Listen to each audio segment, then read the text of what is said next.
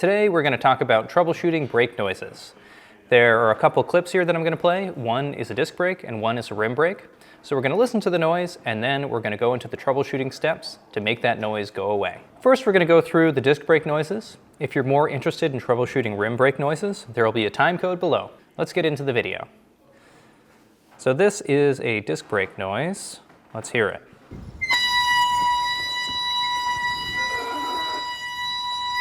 Oof. Doesn't sound very good. There are a few things that could contribute to this noise, but usually it's debris that gets stuck in the pads or contamination on the pads or rotor. So a thorough cleaning, some sanding, and it should be good to go. But we're going to troubleshoot that and get into the details of getting rid of that noise. Here we've got Connor's Gemini, and it's pretty dirty from hundreds, if not thousands of miles of gravel and mixed terrain riding. And the brakes are getting kind of noisy. So we're going to start by pulling the rear wheel off, take out the brake pads, and give them a nice little sanding, and then put everything back together. You can do this as much as you want, but it might not be worth it if it's the middle of winter, because you still are going to have a number of weeks or months of really sloppy conditions, and you might just end up replacing your pads during springtime. So let's get to it. Start by removing the rear wheel. Depending on what disc brake model you have, the process of removing the rear wheel may be different from this, so keep that in mind. Now take out your pads. Similarly, removing your pads might be a little different. A lot of pads use a cotter pin style to hold them in. This one uses a threaded bolt that takes a 3mm Allen. Now we're going to remove the rotor. This is a T25 Torx bit.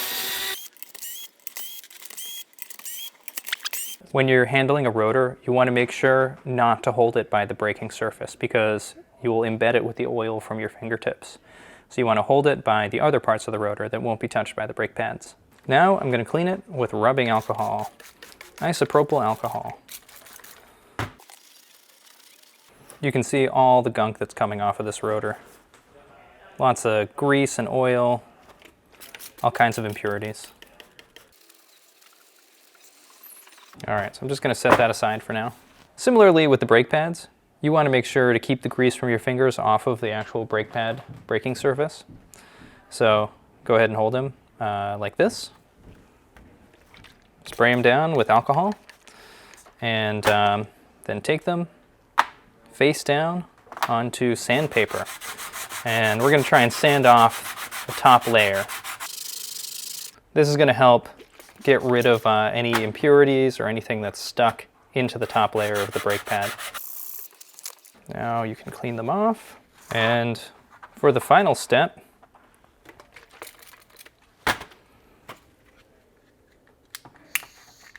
well, lighting the pads on fire takes all the alcohol off of them, but also helps refinish the surface of the braking material on the pad.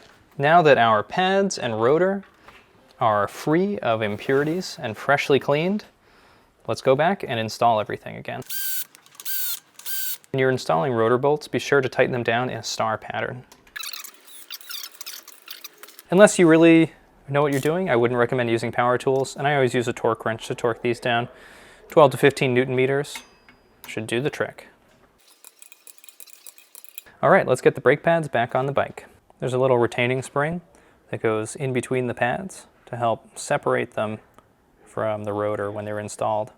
So I like to get that assembled before putting it back in the caliper. So now we're going to go ahead and put the pads back in the caliper. Just getting them pretty much in place and then installing my pin here. And this one is just not very tight at all, 2 to 3 Newton meters. Now to reinstall the rear wheel. Loop the belt on the front and rear sprockets. Watch that rotor to make sure it goes up in between the pads. Slide in the through axle. Sometimes you just have to pay attention to the angle of the wheel to make sure the threads catch. Tighten that to 10 Newton meters. If you perform this process and you still have noise issues, you can perform it again.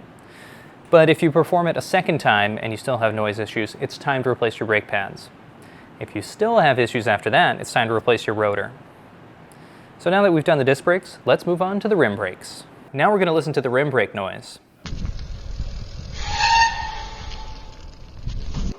All right, not great. Similarly, rim brake noises can be from dust or debris or even little metal shavings from the rim getting stuck in the pad. And a thorough cleaning, some sanding, and it should be good to go. So we'll get into how to troubleshoot that. If your rim brake bike is making noise under braking, but it's not dirty, then towing in the brakes is usually a good solution for fixing that noise. And by towing the brakes in, I mean adjusting the angle of the brake pad so that the front of the pad hits before the rear of the pad. This is maybe even a little too extreme. You still want the brake pad to fully contact the braking surface, but you want the front to come into contact with the brake surface first. Sometimes when the pads are fully flat onto the braking surface and they're clean and sticky, they can shimmy back and forth really fast and create that high-pitched sound and that vibration. So that's why towing in stops them from doing that, because it limits the amount of pad to come into contact with the brake surface at a time. On the other hand, a lot of brake noises could be coming from dirt, grime, debris on your braking surface, specifically on the rim in the case of a rim brake bike. And you will notice that the rim is right next to the tire, so it's really close to the ground. It's going to get hit with a lot of debris. And cleaning it is pretty easy. I'm just using a paper towel or a rag and an alcohol on here. You can spray the rim or the paper towel.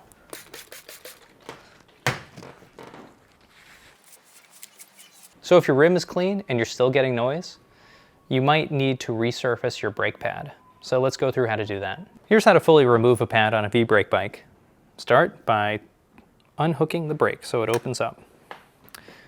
Then take a 5mm Allen key and loosen the nut on the outside of the brake pad.